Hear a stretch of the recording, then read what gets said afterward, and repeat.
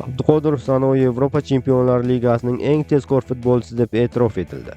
Xalqaro sport tadqiqotlari markazi Football Observatory Yevropa Chempionlar Ligasi guruh bosqichi o'yinlari bo'yicha eng tezkor futbolchilar ro'yxatini e'lon qildi. Va eng shov-shuvli fakt: Abduqodir Husanov 35-8 km/soat tezlik bilan ro'yxatning eng yuqori pog'onasidan joy oldi.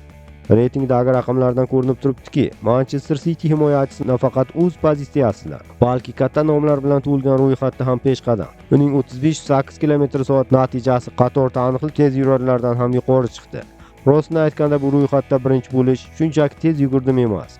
Bu katta maydonda, katta bosimda, katta tezlik talab qilinadigan Yevropa Chempionlar Ligasi tempida o'zini isbotlash degani. Ma'lumotlarga ko'ra, 21 yoshli Husanov joriy mavsum shaharliklar safida Yevropa Chempionlar Ligasida 4 o'yinda maydonga tushgan. Himoyachi uchun eng muhim narsa tezlikni foydaga ishlatish, pozitsiya tanlash, qarshi hujumlarni yopish, orqaga qaytishda raqibga yetib olish. Ana shu jihatlarda tezlik haqiqiy qurol. Muxlislar uchun signal nimada? Bu xabar muxlislarga ikki narsani aytadi.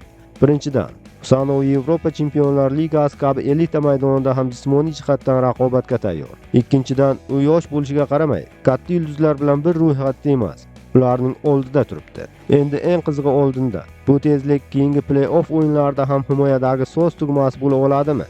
Agar shu tempda davom etsa, Husanov haqida gaplar faqat rekord tezlik bilan cheklanib qolmaydi. O'yin ta'siri ham kattaroq bo'ladi.